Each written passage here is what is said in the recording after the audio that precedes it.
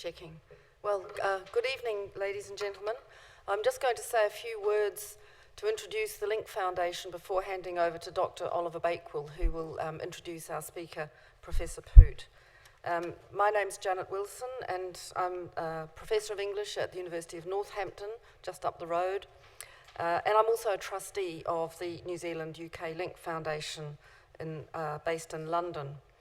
I want to welcome you on behalf of Sir Graham Davies, who's the chair of the New Zealand-UK Link Foundation, and who unfortunately can't be here tonight. This is the second lecture by the Foundation's visiting professor this year, Professor Jacques Poot from the University of Waikato in New Zealand. He gave a very well-placed starting lecture last week, I think, was it, in the University of Southampton. So this is the second of 4 that he's giving. I want to start by giving a little background information about the New Zealand-UK Link Foundation. Its purpose is to make an ongoing and substantial contribution to the intellectual, educational, vocational and academic underpinning of the bilateral New Zealand-UK relationship. And the Link Foundation has been in existence for 25 years now, with this aim of supporting a bilateral relationship by a series of exchanges in various fields, education being one, music another, hospitality and the wine industry being another. The foundation was founded in 1990 at the bicentenary of the Treaty of Waitangi, and we just celebrated its 25th year last month, its silver anniversary. It's a registered charity, and its trustees want to create links between academics, policymakers, business leaders, researchers, and people who are working in their various fields in both countries. In 2010, we launched this visiting professorship program, and we've since then had distinguished experts from very diverse fields. Professor Margaret Wilson from the University of Waikato was the first visiting professor.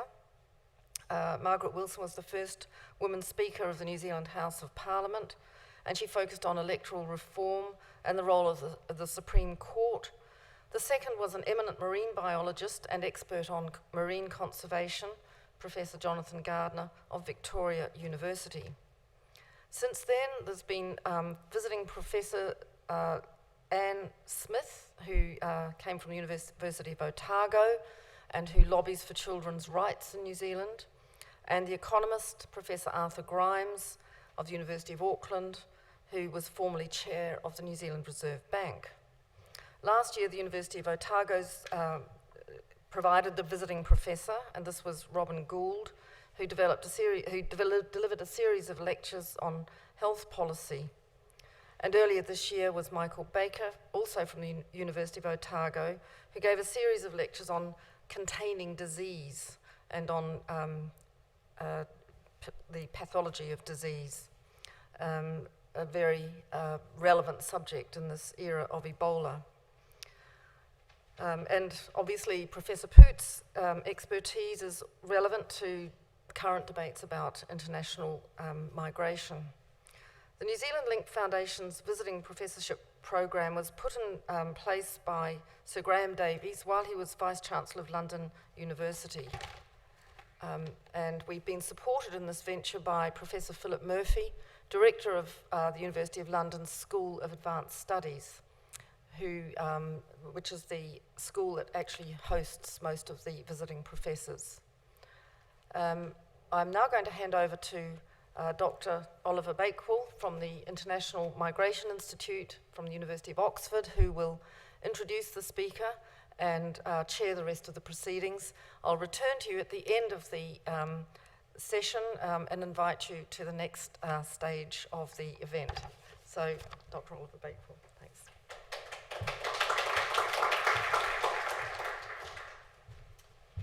Thank you. Thank you for coming this evening. I'd like to warmly welcome you on behalf of the International Migration Institute to the Oxford Martin School for this special lecture by Professor Jacques Poot. And we're very grateful to the school for its support for the International Migration Institute and for offering this great venue for this event and for the reception afterwards, if that's not giving away secrets of what comes afterwards. Since it was established in 2006, the International Migration Institute has been concerned with improving our understanding of how migration shapes and is shaped by broader processes of development and change.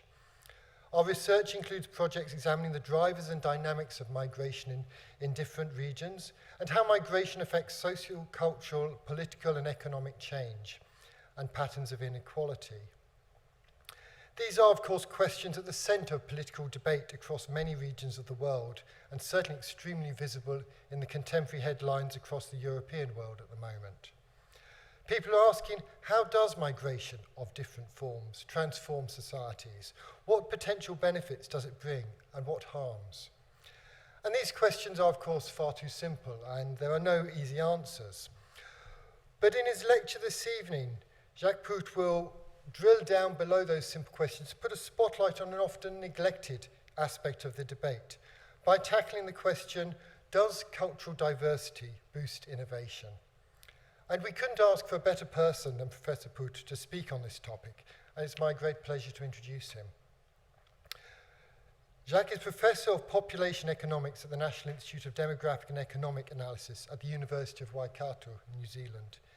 He's crossed the globe in his work, moving from studying economics at the University of Amsterdam to a PhD at Victoria University of Wellington in New Zealand. And he's also held posts at the Victoria University and also the University of Tsukuba in Japan.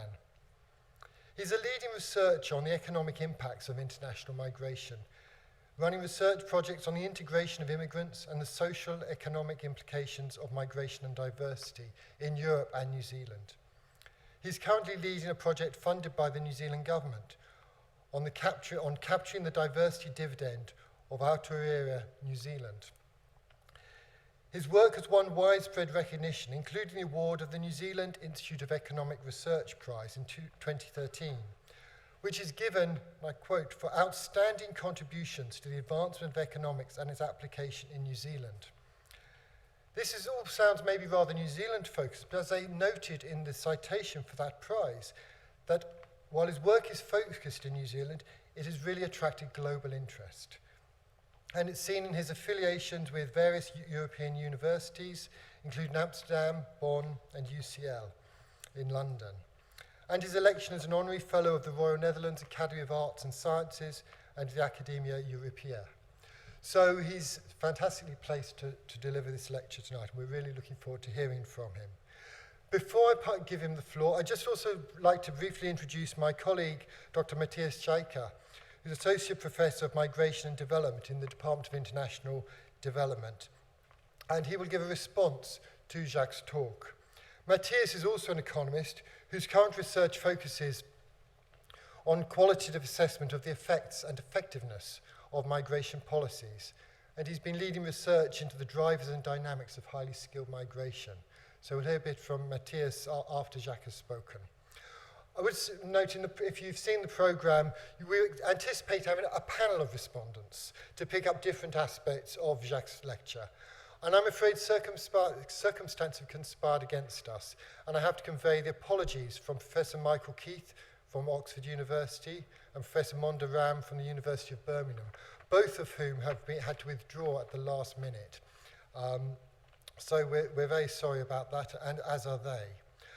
This does mean we will have a bit more time for discussion, and I hope you will take advantage of that, so that there will be a response from Matthias and then discussion, and so please prepare your questions as the lecture continues. So I pass the floor over to you, Jacques. Thank you.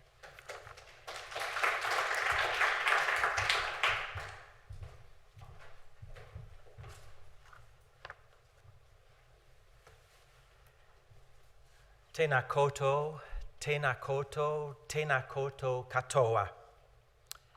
Good evening, Professor Wilson, Professor Bakewell, Dr. Chaika, ladies and gentlemen. Thank you for the kind words of introduction. It's really a great opportunity for me tonight to be able to speak to you about something I feel quite passionate about, which is international migration, cultural diversity, and innovation. This is my first visit to Oxford, and delighted to be here. And in any case, if you know a little bit about a sport that New Zealanders are thinking about at the moment, isn't this a great time to be in the UK as a New Zealander? I'd like to thank Sir Graham Davies, Professor Wilson, and the other trustees of the NZ UK Link Foundation for making this visiting professorship possible. I'd like to thank Lisa Fletcher for making efficiently all these arrangements that are required for such a visit. Also grateful to the Oxford Martin School that and the Institute of International Migration, the IMI, for agreeing to host this visit, indeed in this splendid venue in honor of Dr. James Martin. Finally, I'd like to mention the School of Advanced Study at the University of London, who have kindly agreed to be a professional home for me during my 3 months in the UK. Let me start my lecture with giving you my disciplinary perspective. Migration is a really multidisciplinary topic. And of course, as a professor of economics, that does mold to some extent the way I look at this topic. So let me emphasize that what population economics tries to achieve. It's actually about researching the two-way interaction between economics on the one hand and demographic phenomena on the other. And these linkages are both ways. On the one hand, demographic phenomena like fertility, mortality, household formation, the choice of a place to live, they're all, at least to some extent, affected by economic conditions. That's how the economy also has an impact on the size of the population, its growth, its composition, and its distribution at all geographical levels. On the other hand, population, whatever size and composition it has, does affect the economy itself, from the micro level of the individual and individual family, their purchases, all the way up to the global economy. Private and public demand for goods and services, the local and migrant labor force, the size and the growth of cities, and finally, money and in-kind transfers even between people of different generations. They're all affected by population size and structure, either privately or through the government. To be more specific, given tonight's topic, we find that higher real incomes and amenities, which incidentally include effective institutions, like having governments that work and living in safe places. And isn't that what is indeed a pertinent point in the current world situation of 60 million people being displaced, including 20 million outside their country of birth as international refugees? These are major pull factors of migration. But conversely, because immigrants are drawn to large cities, they make such cities bigger and more diverse. And this then, as I'm going to elaborate on later on, leads to a cross-border transfer of ideas, knowledges, and practices, and contributes to greater innovation and urban growth. And that then leads to higher real incomes again, and also more jobs. So this sounds like a virtuous circle. And indeed, in many cases, it is. And this photo that you see here is just an example of diversity in place in everyday practice. This is the Notting Hill Carnival. Not this year, because it was rather rainy this year. I took a somewhat sunnier photograph. For public policy, though, it's important to sort out the cause and effect. And that's a tricky issue I'm going to return to several times tonight. Before addressing the question if culturally diverse cities are more innovative than more homogeneous cities, need to define what is meant by cultural diversity.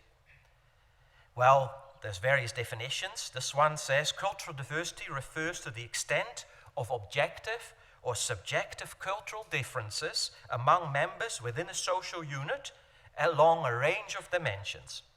One often cited scholar in this literature is Professor Geert Hofstede, who actually was born in the same country as I was, and who defined 5 dimensions by which you could compare national cultures. And a discussion about how effective Professor Hofstede's dimensions were to look at these different cultures of different nations is actually beyond the scope of tonight's talk. Most applied researchers, including myself, use readily available data to measure diversity, such as country of or region of birth, race, ancestry, self-identified ethnicity, languages spoken, religion, citizenship, etc. Once such data are available, you can combine them in many ways statistically. In an Edward Elgar book that was published in August this year, Peter Nijkamp and myself reviewed in chapter 2 of this book 29 different ways of statistically measuring diversity of groups and diversity of places. 2 of these can be referred to as market leaders in that most researchers have heard of them or indeed may have used them. And probably that's because they're quite easy to conceptualize and to measure. The first one is the fractionalization index. This is introduced, that term, by Alberto Alesina of Harvard University. What is that? Well, it's very simple. It measures the chance that if you bump into somebody in the street randomly, that person is of a different ethnic background than you are. And mathematically, that means that just 1 minus the sum of the squared fractions of the shares of each of the groups in society. The segregation index, which is a measure of how people are clustered across spaces, is in fact simply the proportion of people of a group that would have to change across space in order for their distribution to become the same as the rest of the population. So once a group is spread evenly, just as everyone else, we would have a segregation index of 0. But besides that, there are other simple measures you could use. For example, the share of foreign-born. And as you can see, I made a comparison of Auckland and London. There, Auckland actually wins from London. 39% versus 37% in London. Or we could simply count the number of languages or the number of ethnic groups. There, London wins from Auckland. Or we could look at the proportion of people who do not have any European background at all. And there, Auckland again wins from London. Auckland and London, like many global cities these days, have had tremendous growth of ethnic diversity since the end of World War II. Let me demonstrate this with some data for Aotearoa, as we call New Zealand in the Māori words, and it means the land of the long white cloud, because I don't have any data for Auckland on its own all the way back to 1945. But this graph shows this diversity, or the fractionalization index. It's exactly as I defined it before. It's all the way back to 1945 and all the way up to the last census in 2013.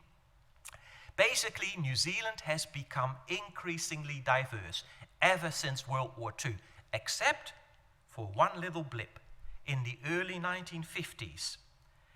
And let me digress briefly to explain that little blip to you.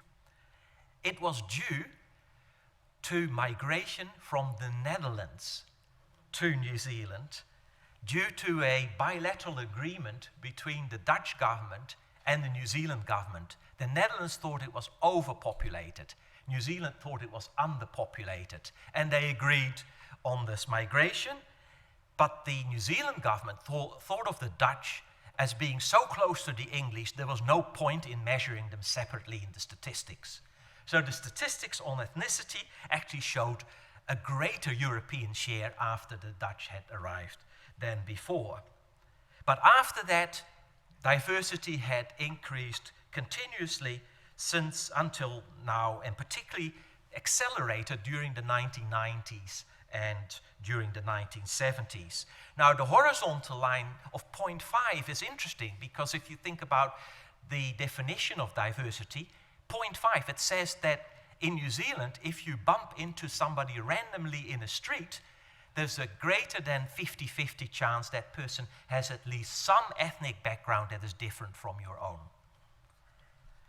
The graph also shows that the way in which diversity was understood in New Zealand, and specifically ethnicity, has changed considerably over the years. Up to 71, New Zealand measured race, and it was based on ancestry and fractional ancestry. Since the 70s, the term race was replaced by ethnicity, initially still asking people about fractional ethnicities, but only by 1986 did they decide, rightly so, that to say that you're 1/16 one thing and 1/4 something else is not really very meaningful. So now you can just tick whatever ethnicity you'd like to tick or write in the census questionnaire. And so we have 220 different ethnic groups identified in New Zealand. However, that led to a new issue. In 2006, after a public campaign in the media that said, well, that just creates divisiveness. We're all part of one country, aren't we? So call yourself just New Zealander in the census. And 429,000 people did so in the 2006 census.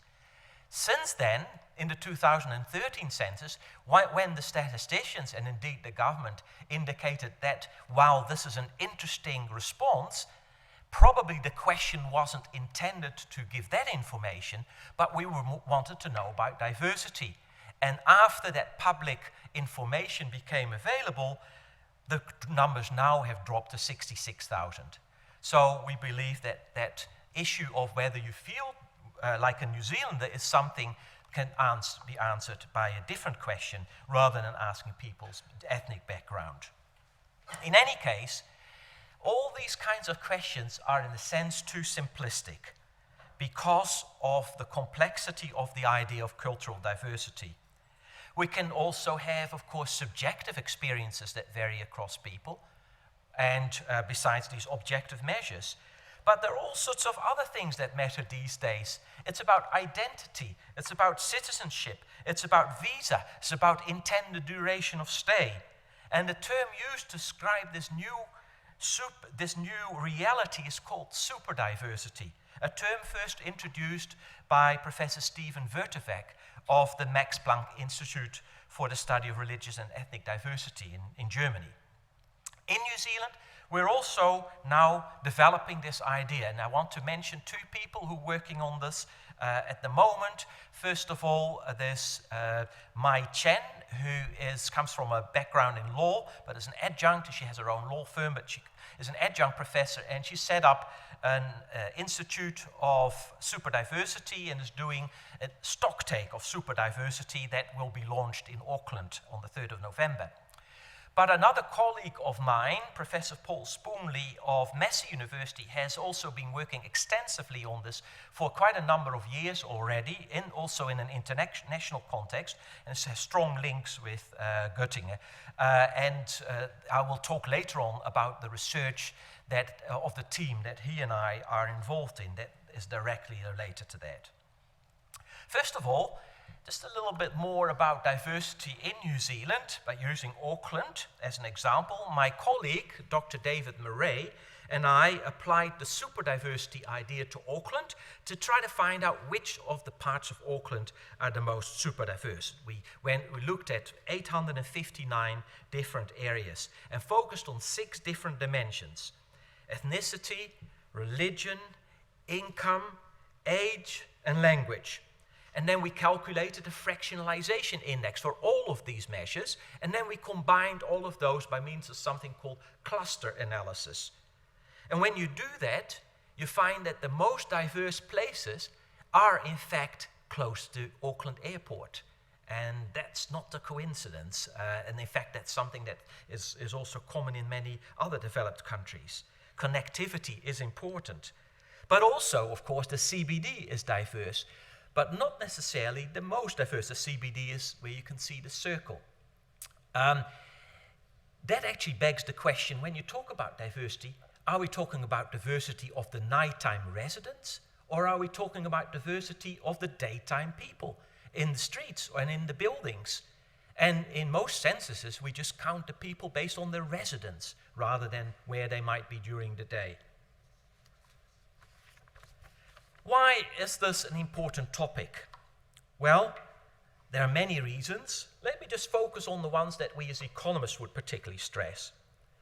First of all, innovation is a key driver of long-run economic growth. And economic growth remains a top priority for most governments, particularly if we can achieve sustainable growth. When we consider the impact of migration on growth, we're of course not primarily interested in whether additional people in a country increase the size of the economy, because, trust me, it does.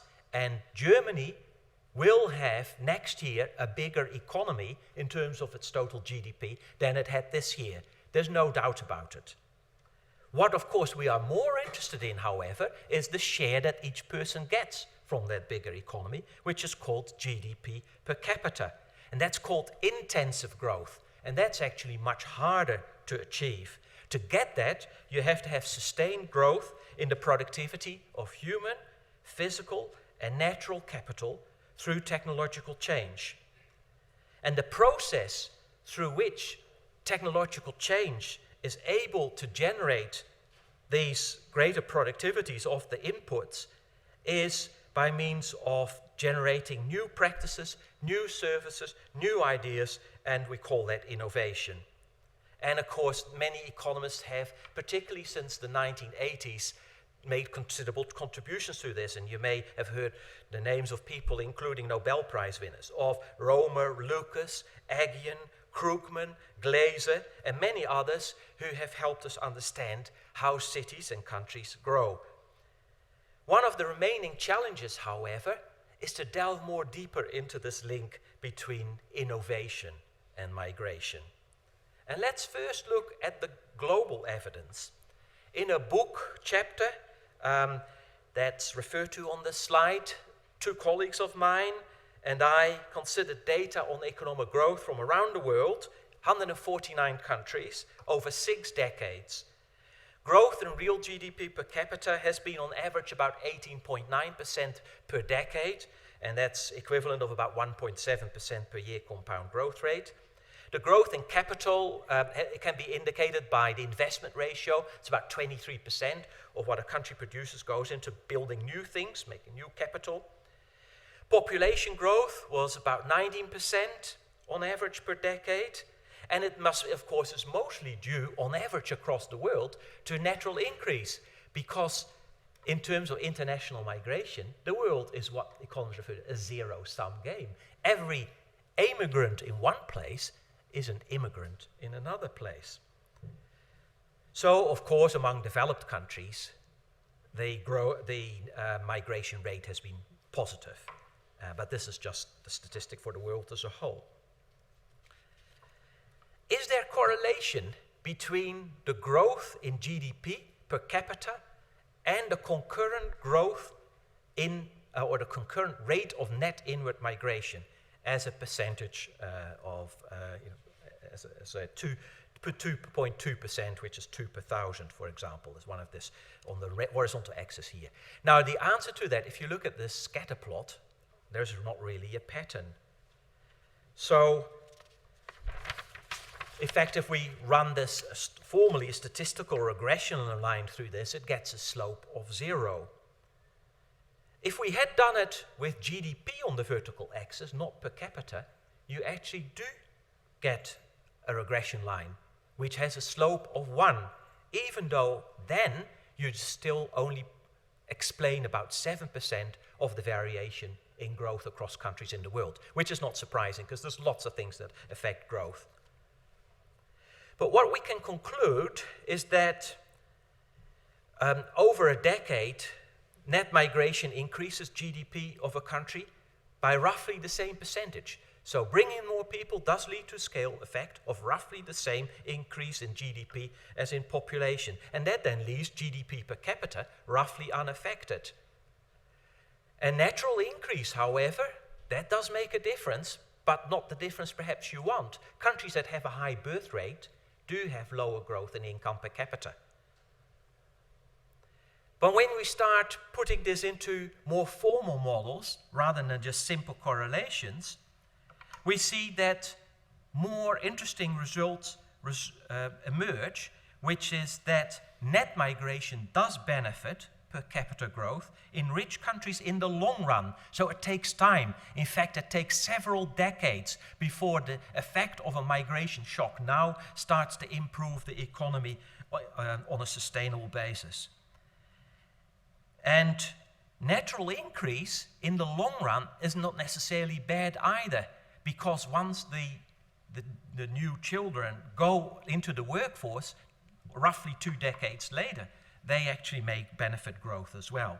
And even in developing countries, there is a possibility of a positive effect due to some outward migration, as long as there is considerable diaspora engagement, there are remittances back to the developing country, and they invest a lot in education in those countries. And that means for the world as a whole, the world does benefit from migration globally. And it increases the level of GDP globally as well as its rate of growth. So the question is, what are really the underlying causes of these observed correlations? Now, I've been privileged to be a member of a team, as Professor Bakewell already mentioned, that studied this here in the European context for some years. It's called the North Face Research Program on Migration Project called MIDI-READY, or Migrant Diversity and Regional Disparity in Europe. And it involved researchers from 6 European countries, the Netherlands, Germany, England, Finland, and Estonia.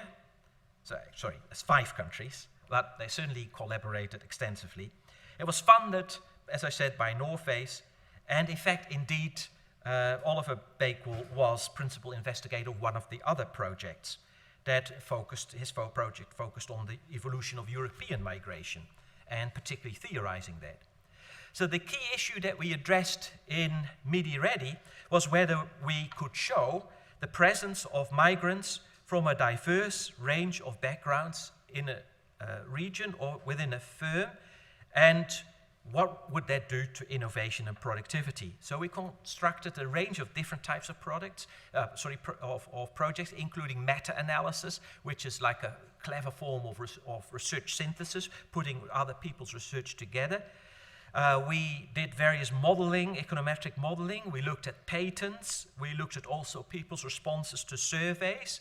And that we did it also in several countries, including the Netherlands and Germany. And there's one study, one of the last of our project, that I'll refer to later on. But this actually is not a new topic. It has been of interest to people for a long time, in fact, several centuries. Already in 1682, Sir William Petty, you could argue perhaps the first population economist, who was a lecturer here in Oxford in anatomy, but he left Oxford after a while, wasn't really too happy lecturing, and for some reason decided to go to Ireland. He wrote, "It is more likely that one ingenious, curious man may be rather found among 4 million than among 400 persons. And surely these days we would add several ingenious women to that statement." But this clearly points to increasing returns from a larger population. And naturally, this reality is a lot more complex than the simple quote by Petty suggests. It's not just a matter of scale. Clearly, it's also a matter of diversity. And there are several others mentioned on this slide. I want to also mention by name. For example, Scott Page. his book, The Difference, How the Power of Diversity Creates Better Groups, Firms, Schools and Societies, and it's a remarkably lucid book, indeed acclaimed by Nobel Prize winner Kenneth Arrow. He puts forward powerful arguments why diversity among a group of problem solvers is more important than individual excellence. Of course, migration will also lead to greater trade in goods and services and a greater variety of goods, including what we call ethnic goods. And that's a major economic benefit from increased migration. And again, that has been known for quite some time. You can see here in the slide Jane Jacobs, who spent a lot of her time going through New York, and that walk across the city inspired her 1969 book, The Economy of Cities. Finally, the current knowledge-driven economy, cities have become hubs of productivity growth for a number of reasons that are explained very well by Ed Glaser of Harvard University in his book, The Triumph of the City. And again, the disproportional settlement of migrants in cities increases these agglomeration benefits. Now, I must say that the topic of diversity and economic outcomes, like productivity and efficiency, is something that another discipline called human resource management had been studying before economists really got into it. So if you go back in the literature, there's a lot of work from them that's been very helpful for us to get started. They emphasize, of course, both sides. Diversity has benefits, but it also has costs. And there is clearly a perception among big business that if you're willing to accept and willing to invest in diversity, then large range of programs and policies that they have implemented that promote diversity can pay off. And this is just a quote from Forbes magazine that supports that. 85% of managers agree that a diverse and inclusive workforce is crucial to encouraging different perspectives and ideas in the firm that drive innovation. And these effects can be both within the firm, but there can also be what economists call externalities, which are kind of spillovers to the community as a whole. Now, I can't really go into the various economic channels through which immigration benefits innovation, but the first, let me just briefly give the main ones. First of all, is simply that if we have more immigration, that gives a greater population, that raises the return to capital, which then encourages new investment, which probably will embody the latest technology. If you're going to invest, you're not going to use old technology. Secondly, by being mainly attracted to cities, immigrants strengthen, as I mentioned already earlier, those agglomeration forces, and they go back all the way to Alfred Marshall, who basically what he had to say about it can be summarized in 3 words: matching, sharing, and learning that takes place in cities.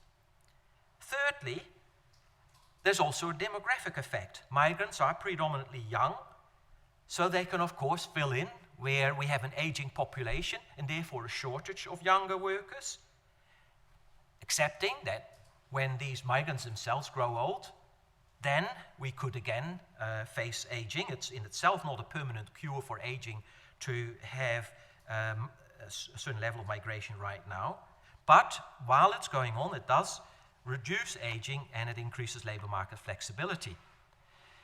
By being not a cross-section of the population, but in fact positively self-selected in terms of creativity, resilience, willingness to take risks, and entrepreneurship, migrants also boost economic outcomes.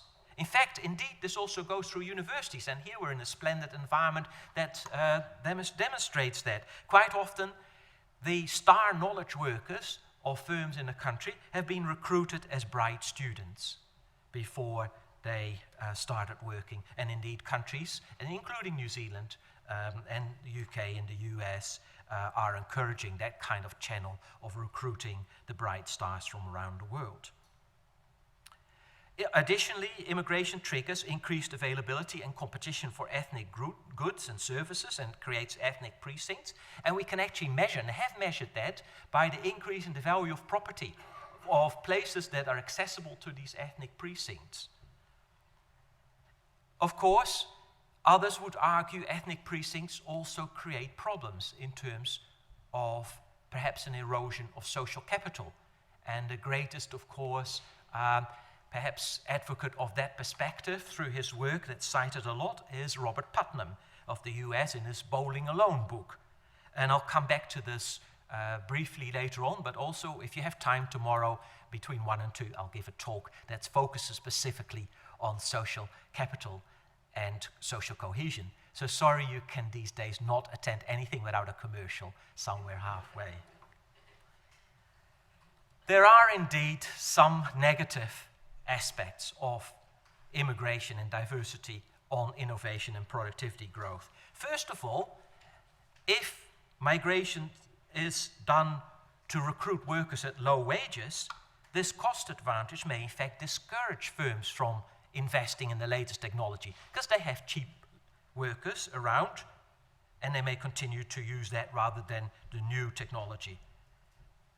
Secondly, cultural diversity or fractionalization can hamper, of course, as I mentioned a moment ago, the kind of social capital or trust communication, and perhaps could even lead to discrimination at the workplace, and I have done some work on this in New Zealand context, and indeed it doesn't just apply to the workplace. I've also done work on schools, which we may be able to come back to in question time. Addressing such negative impacts requires time, money, and effort.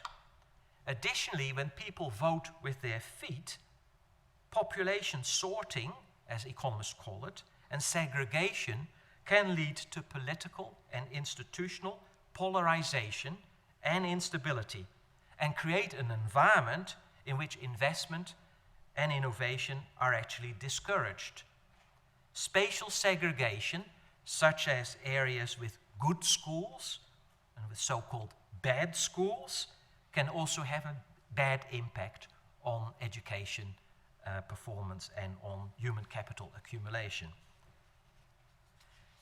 Spatial segregation can also lead to a situation in which there is more bonding social capital and less bridging social capital.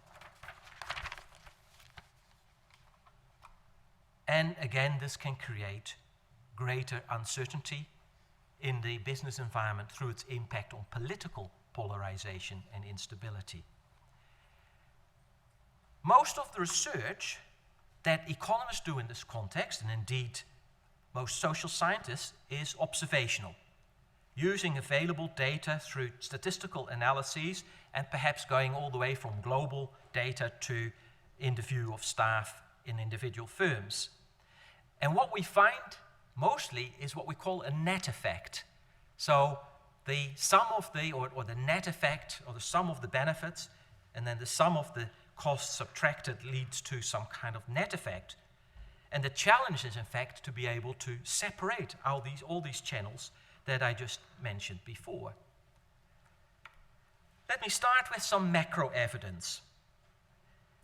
This shows you the map of where patents are being applied for in 12 European countries. And the darkest areas on this map have the highest level of patent applications per million inhabitants. Now, you will have probably noticed that the darkest parts of this map are also the parts where you find migrants. And that suggests in itself that there's a correlation that can be easily demonstrated. Here's a scatter plot with share of foreigners on the horizontal axis and patent applications on the vertical axis. And we do see a correlation, and indeed the correlation has been increasing over time, even though, as in many of these types of research, it's still, the line is no way a good fit to the data. The correlation coefficient is still only 0.48 in the best case here shown for 2001. This kind of correlation, by the way, is not unique just to Europe. Let me have a look at New Zealand. This graph is based on some work by 3 New Zealand colleagues, their paper cited on the slide. Again, we look at the fraction of migrants on the horizontal axis, and the vertical axis now looks at the responses that firms gave to whether they were either developing new products or having new operational processes or doing any kind of innovation, or in fact were basically reinventing their managerial and organizational processes. Again, there is some kind of relationship, but it's really only noticeable for the goods and services. The other pictures show a zero correlation.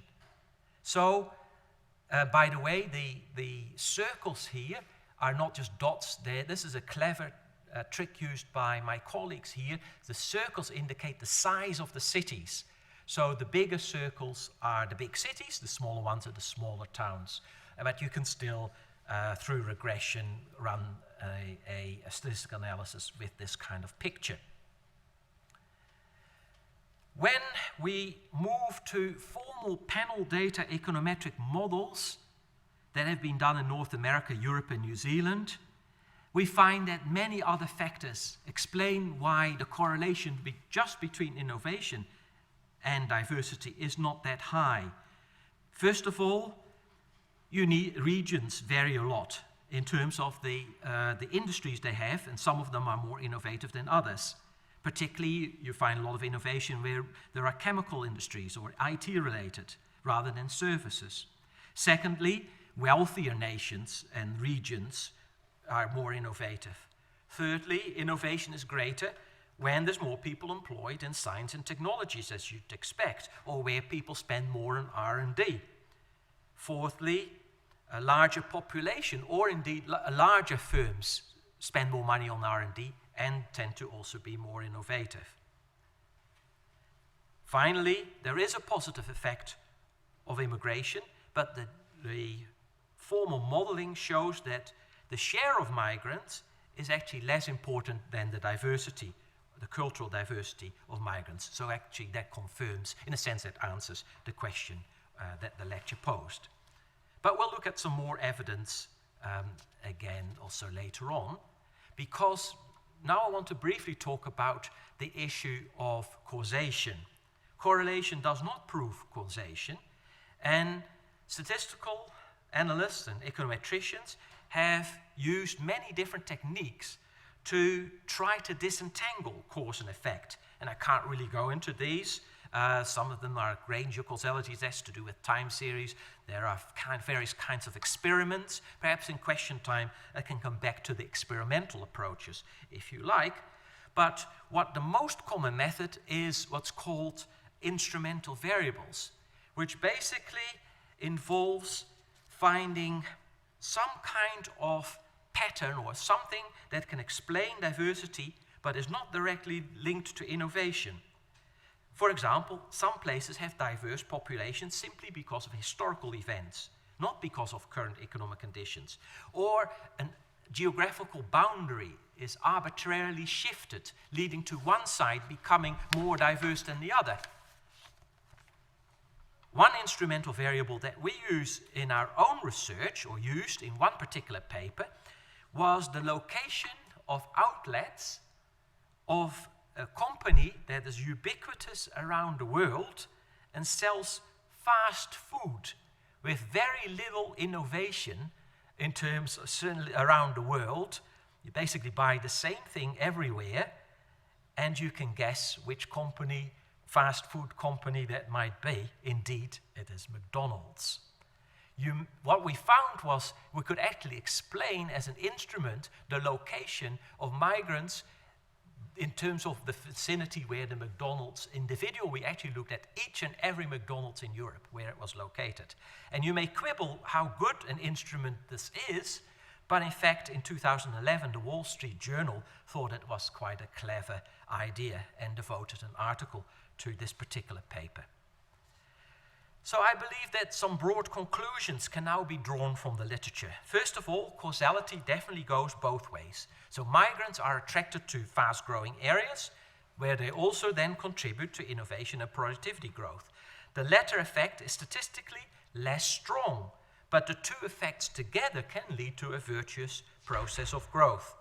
Overall, we have to say, though, that the positive impact of immigration on innovation and growth is relatively small compared to all of the other influences on the economy. So what we should do then is to look at how can we make that impact bigger. So can we look at individual teams? And we may ask ourselves, what makes a team successful? Well, let's have a look at this team. Do you think they're successful? Well, I have no doubt they're a successful team, unless if you come from France, you may not be very happy with that statement, even though it's true. And maybe they don't score very well in terms of gender balance. But they certainly represent within their industry quite an age range. And also they have some pretty specific specializations within the team. And indeed, given today's topic, when you go and check their names and their backgrounds, they're also culturally diverse. So, what is it that, and when can diversity within a team help to create innovation in firms? There's been some synthesis now of the literature that goes back about 2 decades or so, and there's some references there. There has been some difference in the North American and the European research, and New Zealand actually has followed the European research a fair bit, is that in the US they've been particularly looking at the education and training aspect. So, the research R&D and to what extent foreigners have contributed to new patents as through graduate research, through being recruited by US firms. In Europe, that's been more about firms in general in the economy and the composition of their employment.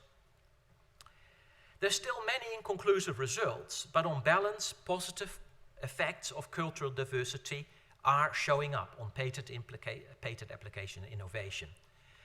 Again, though, the most important factor explaining innovation in any firm is what its size is and also which sector it's in.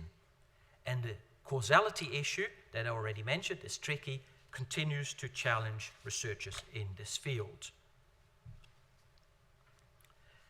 So, more research is needed, but before we get to the conclusion, let me mention one more specific project that's in fact also part of the top citation of the International Migration Review. We refer to a project where we combined data from the Netherlands and Germany, where we had independently been doing research on this, and we decided to, if we can make the project in Germany and the Netherlands as identical as possible.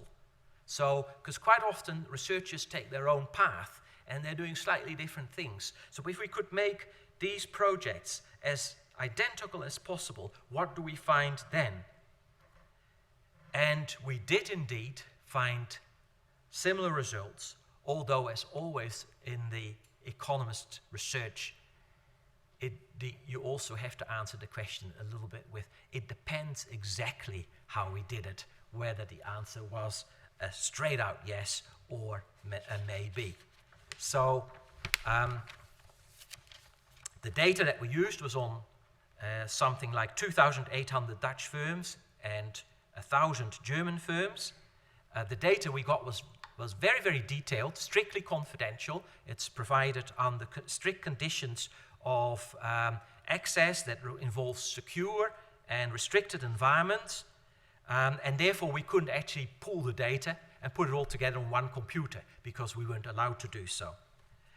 There are some big differences between the Dutch and the German data. 25% of the Dutch firms were innovators, in fact a lot more of the German firms, 44%. Migrants in the Netherlands were defined by country of birth, in Germany by nationality. That actually turned out to be not a big caveat. Generally, though, we try to make research, as I said, as closely as possible for the two countries. And we also particularly focused on to what extent they had skilled employees or youthful employees. And when we then summarize the results, we get that there is a similar coefficient. Interestingly, we get the same number for the regressions for both countries. In this most simple, the regressions called, there's a 0.1 despite the structural differences. So how do we interpret this? This just says if you increase the diversity in terms of the fractionalization of a firm by 10 percentage points, the probability that the firm becomes innovative increases by 1%. So 10%, 1%. Again, it emphasizes that we're talking about quantitatively modest effects, but there is an effect. Still also an issue about statistical significance. And it depends a bit on how we did it, whether we got significance for Germany or for the Netherlands, or vice versa.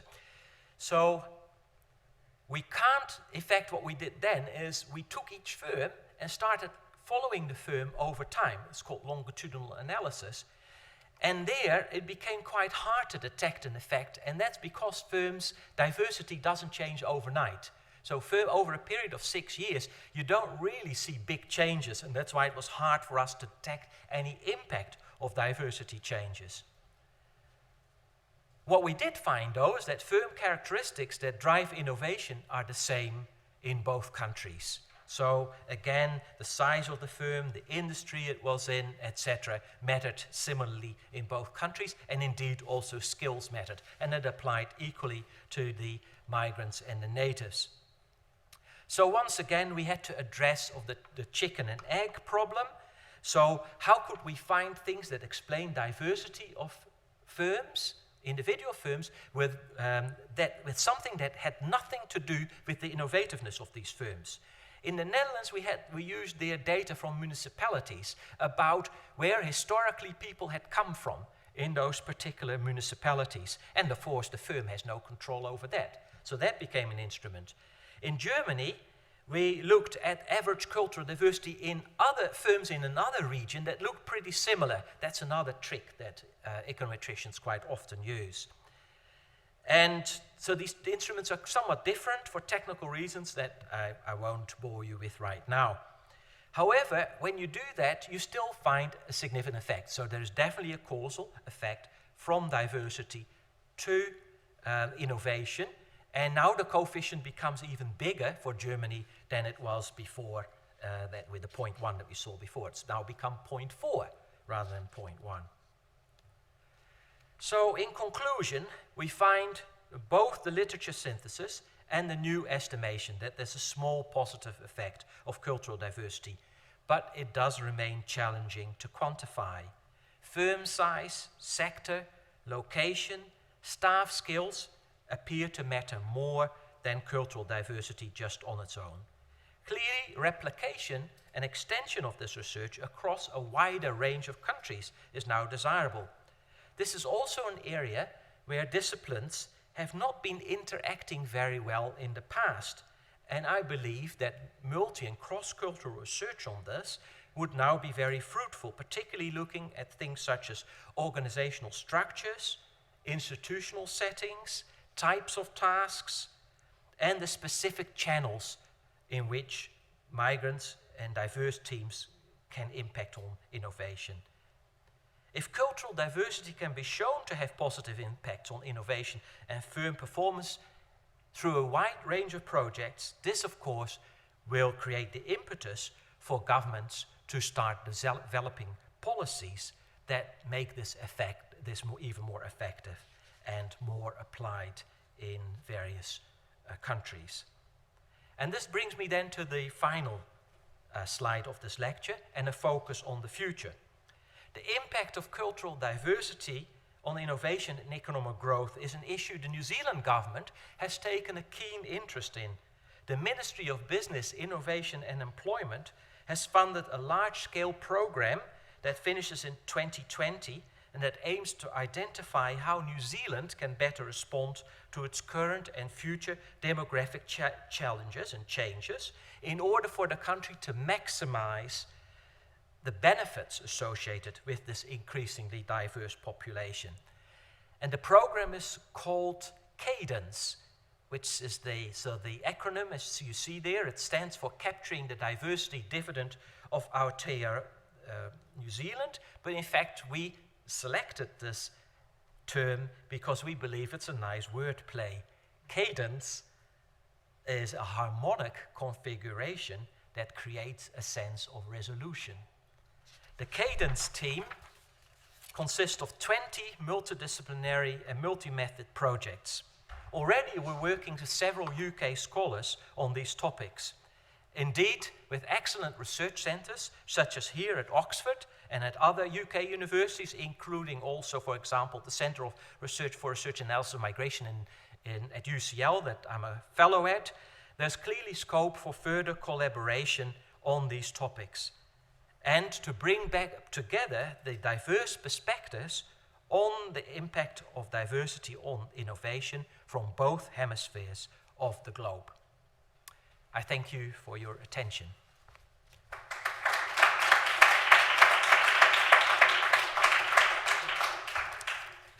Now maybe we should. Thank you very much.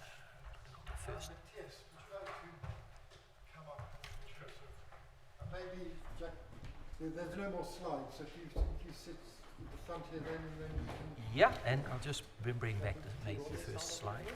Yeah, don't do it. No.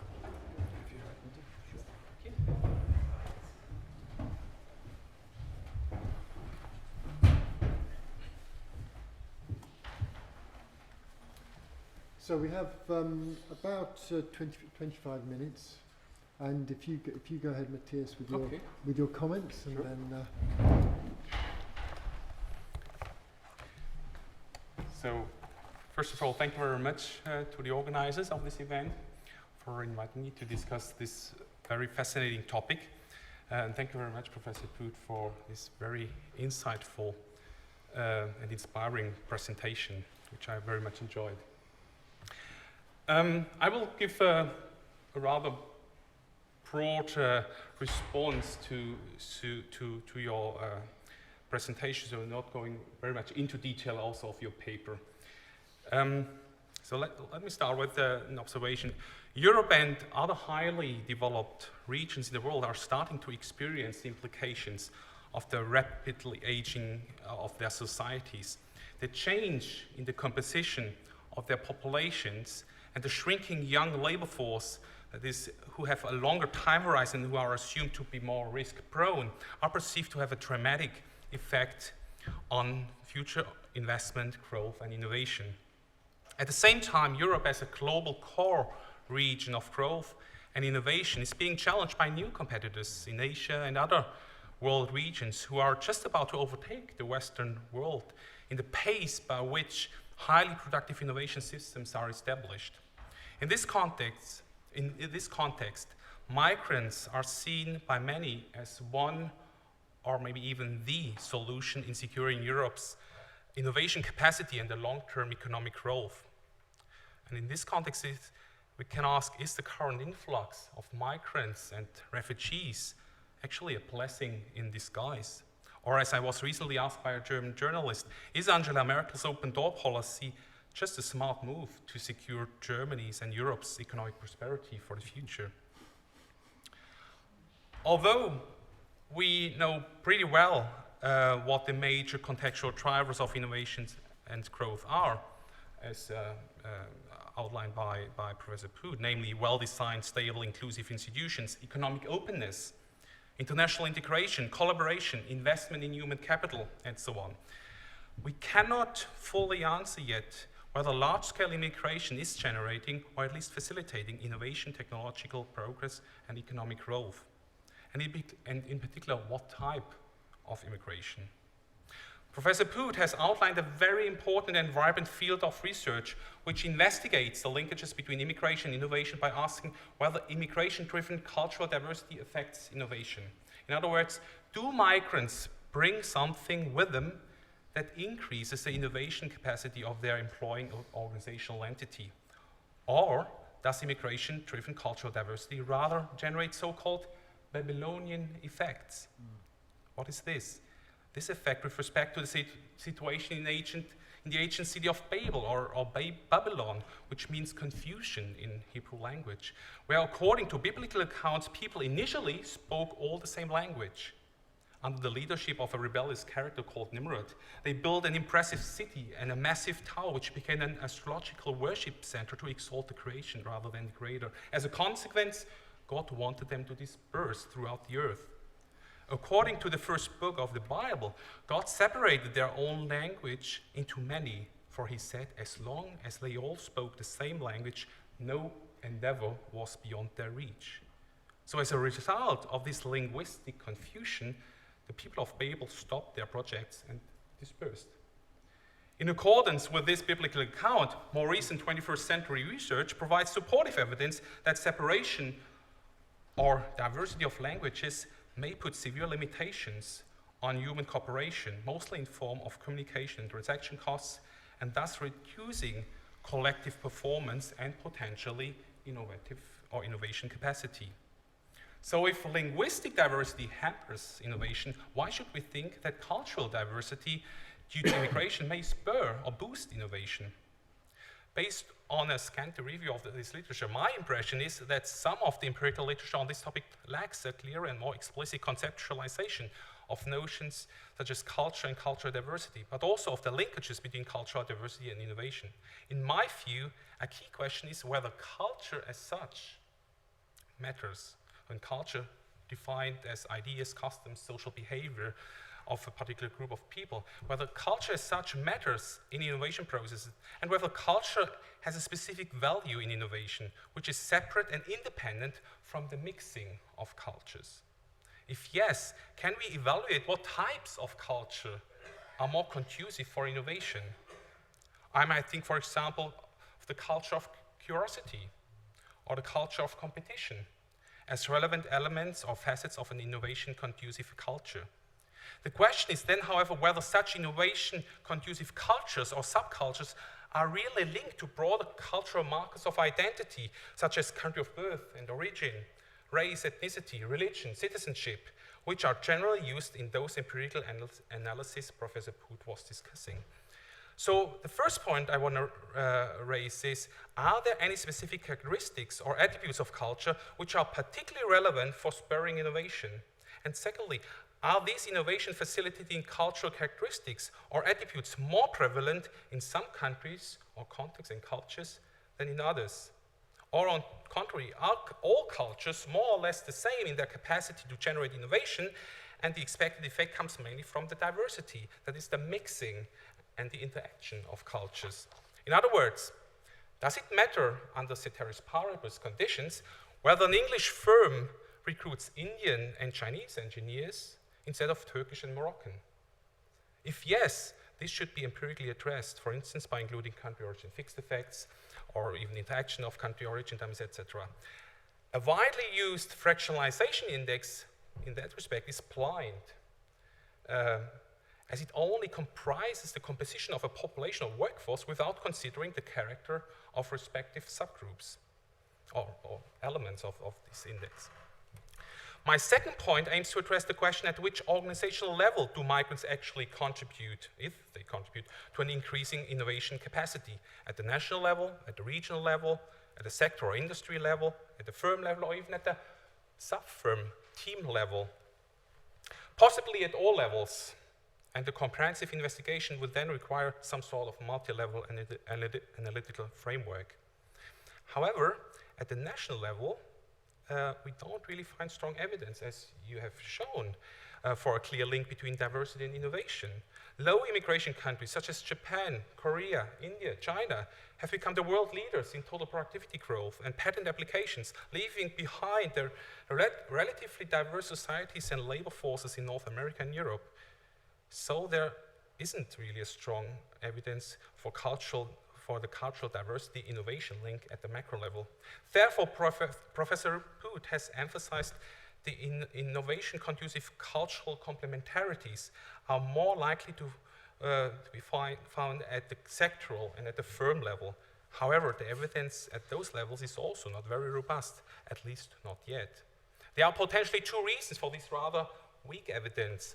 Either the effect has not yet been fully identified, and we need better methods and instruments, or the effect is simply not there. Of course, we can only conclude the latter if we have worked hard enough on the former. Nevertheless, Preliminary evidence shows that the overall, but also the relative number of migrant employees in a sector or a firm matters in the production of innovations, but also its mix of the culturally distinct workforce. So operationalization of cultural diversity has both a quantitative and a qualitative element, and both channels are most likely based on a non-linear relationship with respect to innovation. This means that the effect of the overall number and the diversity of migrant employees on a firm's or sector's productivity and innovation capacity is likely to be affected by diminishing returns to scale, and at some point possibly even by negative marginal effects. Otherwise, workforces of firms or sectors would be much more international and diversified than they actually are.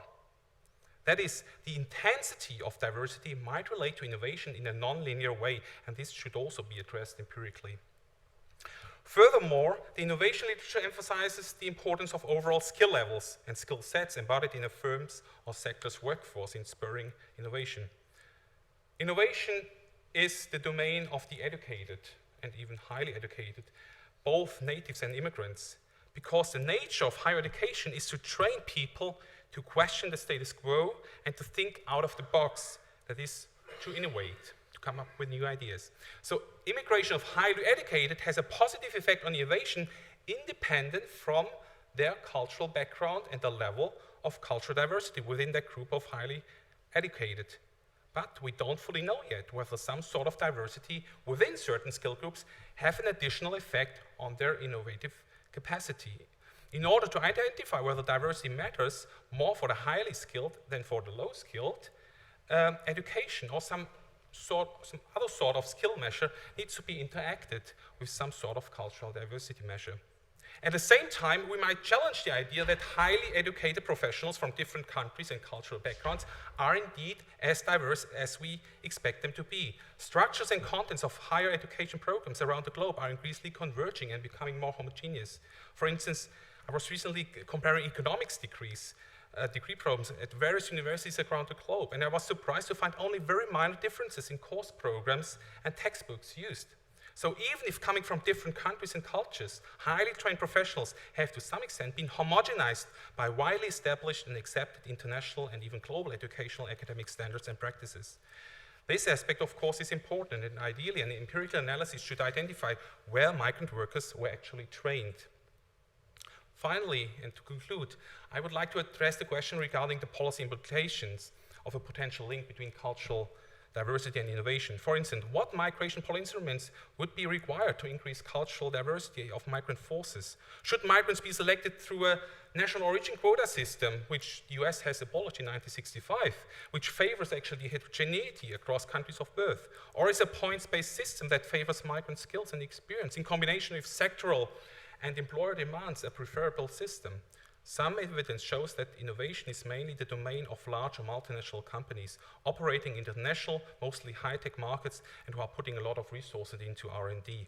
So if that's the case, should the facilitation of intra-company transfer schemes allow transnational firms more agency in composing their preferred cultural mix of their workforce? Or can we rather assume that the cultural diversification of immigration populations and workforces does not need any specific policy intervention at all, since migration as a largely self-organized process leaves little capacity for effective state interventions?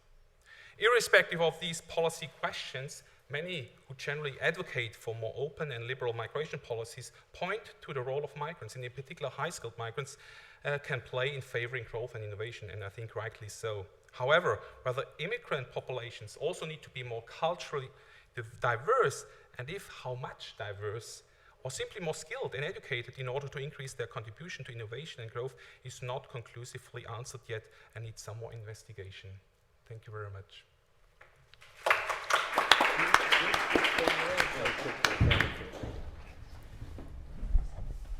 Matthias, thank you very much for some very interesting and indeed pertinent comments on my talk, and I want to give a very quick response to the 5 points you've made, and then we'll open it up for discussion.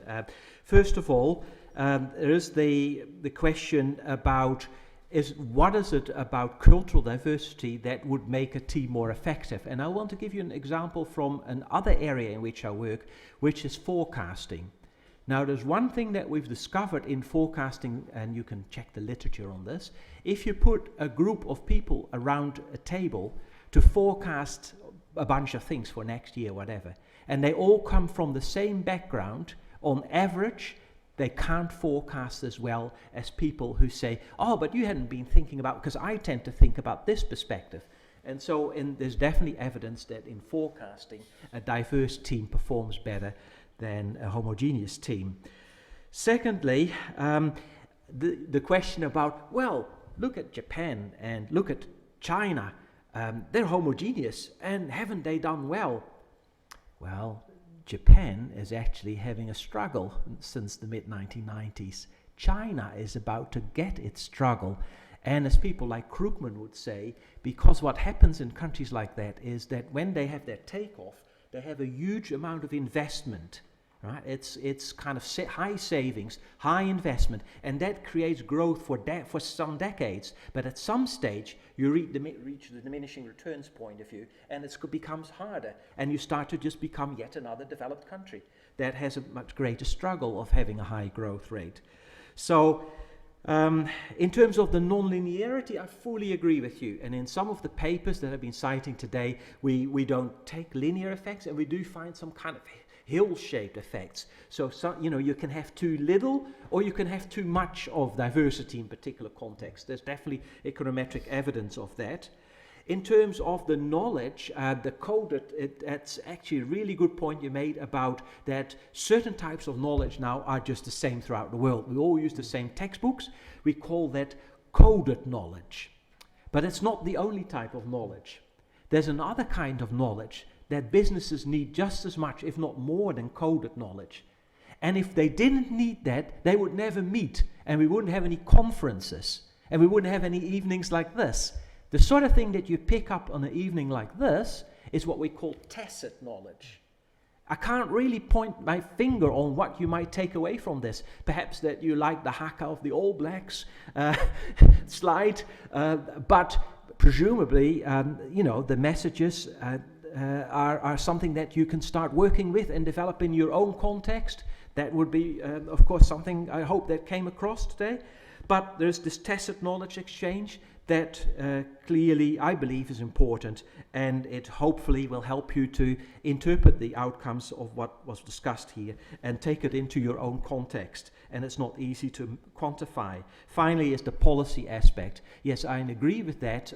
Quotas, no, nobody wants to go for quotas. What we need to do far more, though, is to look at how can we avoid the polarization and fractionalization through, for example, programs concerned with language. You talked about Tower of Babel. You are right. There is this one thing that improves outcomes. It's to invest in language skills where people do communicate properly with, and so there's a role for governments there. And also, of course, there's a role in terms of celebrating diversity and various, as we do, in most developed countries, and that should start at school level up. So. Okay. Thank you very much. The floor is now open for questions and comments. Yeah.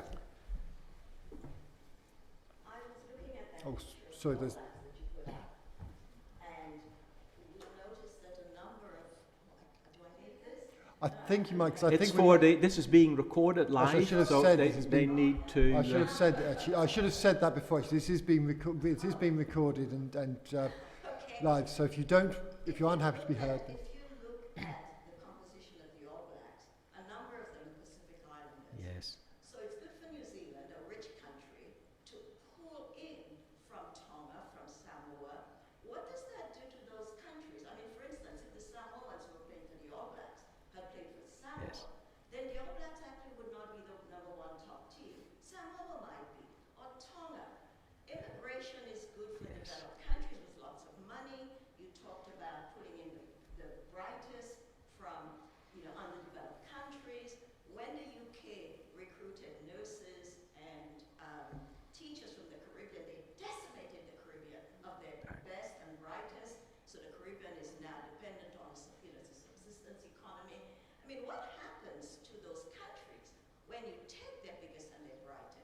when you take their best athletes, when you take from them the means to develop, to grow, to have their own businesses, their own innovation.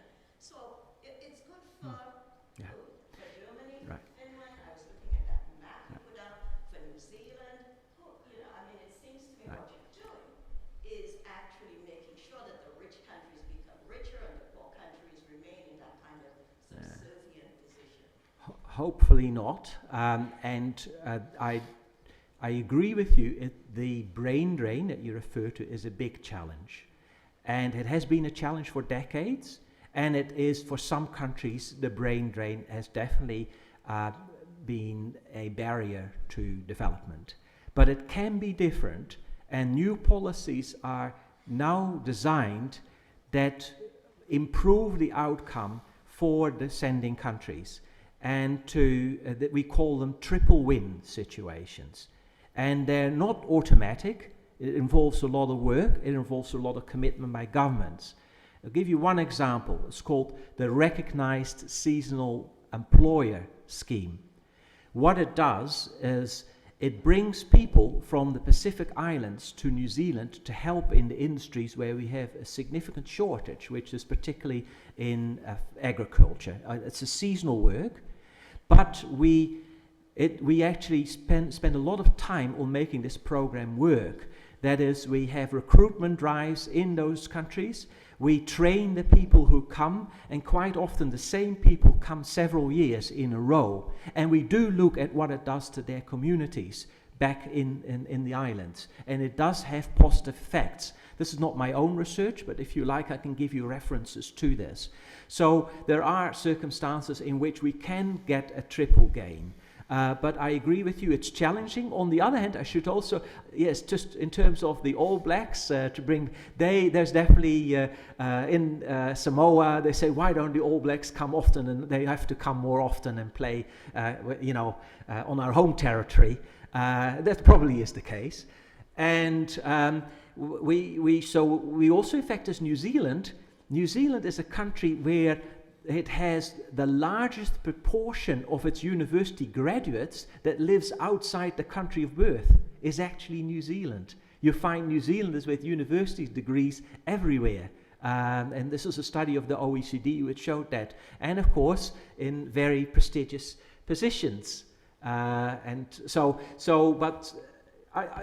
nonetheless, I agree with you. It's not something that comes automatically, and we just slogans and kind of, there is this triple win slogan that the World Bank uses a lot these days, but I'm always a bit, worried about saying with blanket coverage that's happening everywhere. I agree with you, there are issues.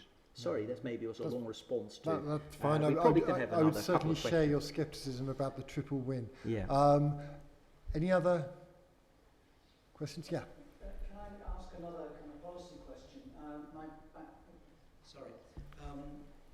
should start by confessing I'm Welsh, so right. We're not quite as cheerful as you are.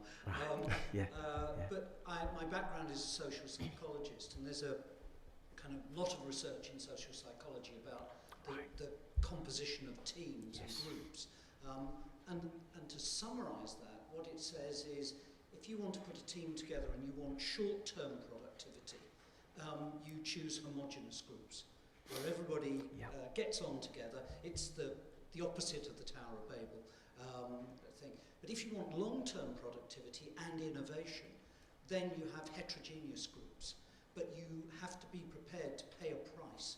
Yeah. And that is a lot of conflict and non-productivity for quite a long time. That seems to me, in many of our developed countries, to be a very difficult policy situation, which is you've got to convince populations and electorates to put up with short-term costs in order to get a long-term gain. How do we do that? I think this is a very important point, and to some extent, you see, the more I'm musing over this, and I'm going to talk about this at LSE and at some stage in November, I think that the whole global debate about migration has great similarities with the global debate about climate change. because that is also another area where people clearly, we all have opinions. Some people are very passionate about what their view is on this. We know that something needs to be done where there are problems, but it may not have a return straight away. It could be decades away before we see the benefits. So these are kind of global challenges, which I agree need to be faced, but are not very easy to deal with. I also agree with you that economists can learn a lot from behavioral psychologists. I didn't have the time tonight to talk about that topic, but it is in fact something that is being done at the moment. There is more and more work by economists in doing more kind of experimental work on seeing how people respond to certain situations, either in a laboratory that's organized within a university or sometimes in firms. And it does come back to the kind of thing that you say, because when I talked also about the forecasting, I should have said the diverse team performs better on average, and you're probably right, in the short run maybe not, but it's when this thing comes along that nobody was expecting. If you have a diverse team, somebody had the insight. And so I fully agree with you. So I think these disciplines, after people like Kahneman won the Nobel Prize, economists who work in that field, start their learning and they're starting to contribute, we see this kind of convergence of behavioral psychology and microeconomics.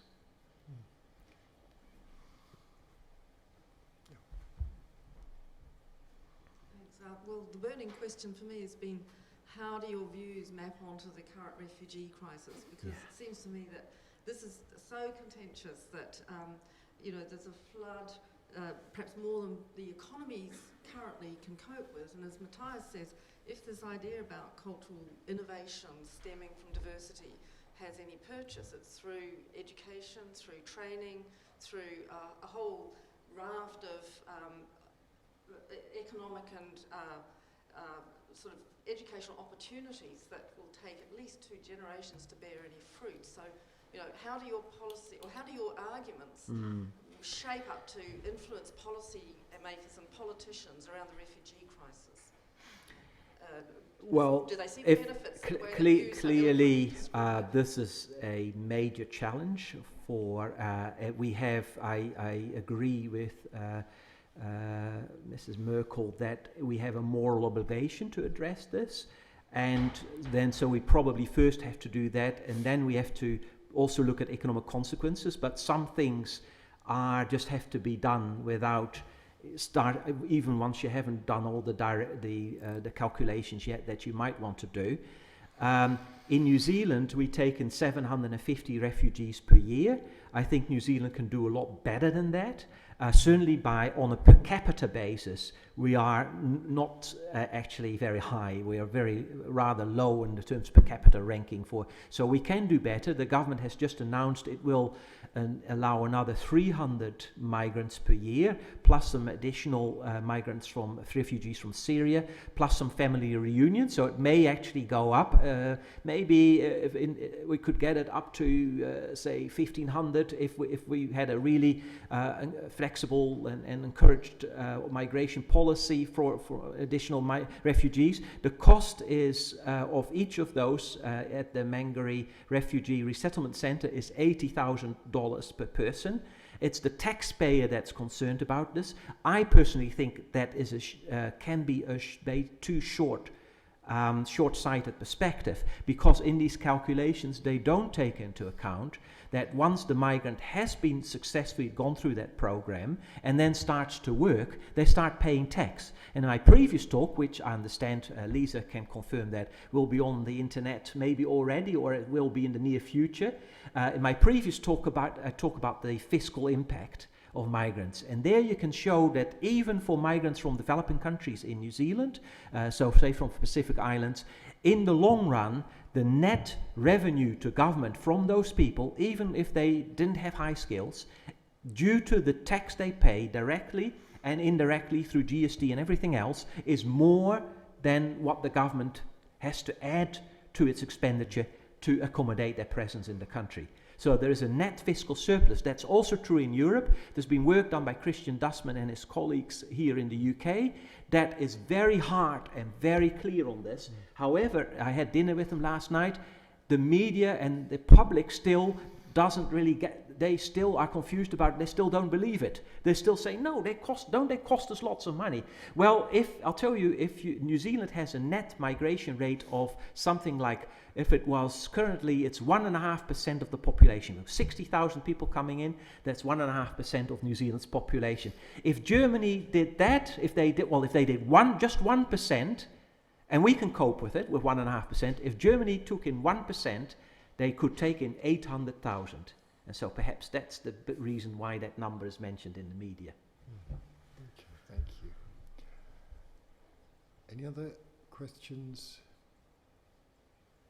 Before we're pretty much at the end of our time, so if there are no more, then we can carry on with the discussion over drinks. Do you want to say something? So I just want to thank you everyone for coming and for your attention and your comments, and to Professor Poot for his wonderfully illuminating and stimulating and fascinating lecture, which I think we all would like to discuss further. So I now invite you to join us for a reception, but I'm not quite sure just through the door there. where the reception is. Just through the door. Double doors at the end of the room. Yes? Ingrid will point out the spot. Can we put Professor Poot another round?